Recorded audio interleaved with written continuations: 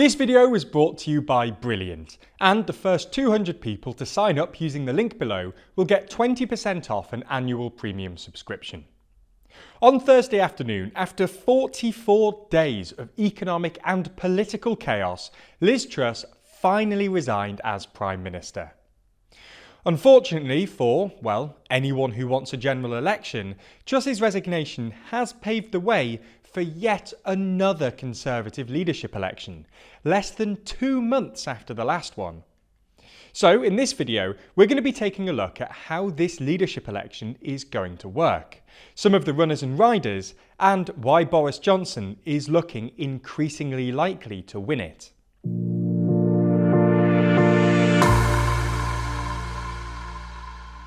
So, before we get into the coming leadership election, it's worth reminding ourselves of what happened at the last one, way back in July.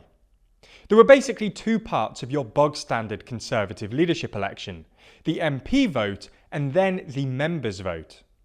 The MP votes are when the Conservative Parliamentary Party whittle down the list of candidates to the final two, who then go on to face the wider Conservative membership.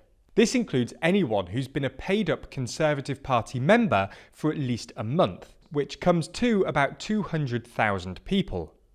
Membership costs £25 per year. According to the analysis done in January 2020, the membership is 76% Leave voting, 63% male, and 95% white British.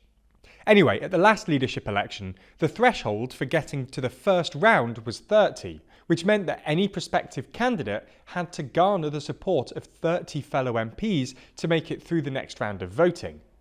This is quite a low threshold, which is why 6 candidates, Rishi Sunak, Liz Truss, Penny Mordaunt, Kemi Badenoch, Tom Tugendhat and Suella Braverman all made it through. Now, the important thing to remember about the previous leadership election is that Rishi Sunak was the favourite amongst MPs. He won the most votes in every round of voting, and in the last round he won 24 more votes than Truss. It's worth saying that the other candidate in the last round, Penny Mordaunt, was ideologically a lot closer to Sunak than Truss, and Truss's support was probably overstated because some MPs will have supported her, knowing that, thanks to her popularity with the membership, she was likely to win, and was therefore trying to curry favour in advance. You get the idea. Sunak was far more popular with MPs than Truss was. Unfortunately for those Conservative MPs, Truss was far more popular with the membership going into the election. Polling of Conservative members in June 2022 gave her a 49 approval compared to Sunak's -3. And her policy programme of unfunded tax cuts was apparently more appealing than Sunak's old-school fiscal conservatism. You get the point. Despite being more popular with MPs, Sunak lost to Truss at the members' vote. Anyway, this is why many MPs essentially blame the membership for the disaster that was Liz Truss. They wanted Sunak, but the membership made the wrong choice in voting for Truss. Accordingly, many MPs and many commentators thought that, when Truss resigned, the 1922 committee would change the rules to mean that there wasn't a members' vote this time around. However, in part because there wasn't an obvious successor, the 1922 committee decided that they couldn't just do that, and said that there would be yet another members' vote. However, to accelerate the process, which is due to finish by Friday, the 1922 said that the members' vote would be held online, and the threshold would be raised from 30 votes to 100 votes, which means that, given that there were about 350 Conservative MPs, at most 3 candidates would make it through to the second round, and it's most likely to just be 2. So, who might the candidates be? Well, most people thought that the obvious candidate would be Sunak.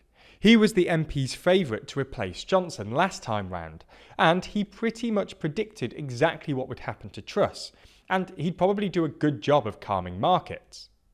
Accordingly, Sunak was originally the bookies' favourite by quite some margin. When Truss resigned, the markets were giving Sunak a 40% chance of being the next leader, followed by Mordaunt on 20%, followed by Boris Johnson on about 8%. However, over the past couple of days, more and more MPs have come out in favour of Johnson, pushing his odds up even higher. As of Friday afternoon, some 44% have publicly expressed their support for Johnson.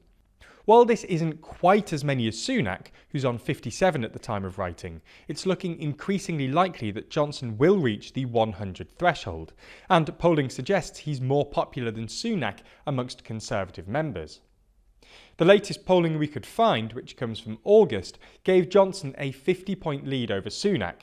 68% said they would vote Johnson over Sunak, while just 19% said they would vote Sunak over Johnson. While the margins have probably tightened since, and it's worth saying that Sunak outperformed the polling against Truss, Johnson is still definitely the favourite to win in a members' vote, which is why his odds have rapidly shortened.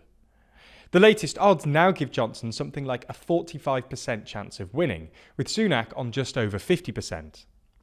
Clearly, Johnson's return is a real possibility. So what happens if he does return? Well, this would probably be great news for Labour. While he might still be popular with the Conservative membership, Johnson just isn't popular with the wider public. His approval rating sits at something like -35, which, while it might be better than Truss's, is way worse than Starmer, and he has a negative approval rating in every constituency in the country. On top of this, Johnson's particular brand of boosterism isn't really well suited to the current political climate. The market reaction to Truss's bungled budget means that whoever comes in will have to make some tough decisions, like raising taxes or cutting spending. This isn't Johnson's forte. He likes big infrastructure projects and generous spending, not boring austerity. It's also hard to see how he'd provide the unity the Conservative Party is currently craving for. As a reminder, 62 ministers resigned from his government last time around, and numerous backbenchers have made it clear that they don't want him.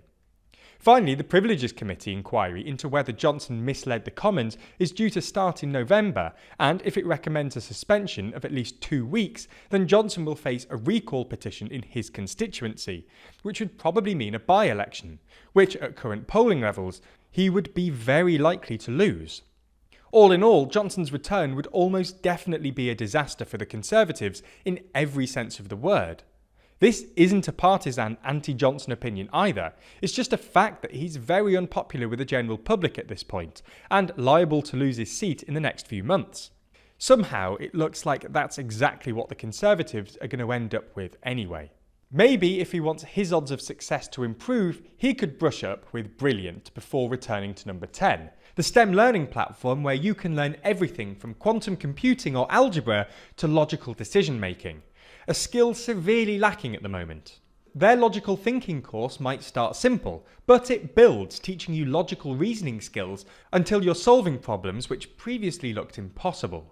You'll get used to that empowering feeling of learning too, because this isn't just about memorization and lectures. Brilliant teaches you by doing, using active learning techniques to teach you the principles behind otherwise complex subjects, and ensuring you actually understand what's going on. Using this teaching methodology, you can learn about all kinds of STEM topics. That's algebra, applied probability, calculus, gravitational physics, and even cryptocurrency.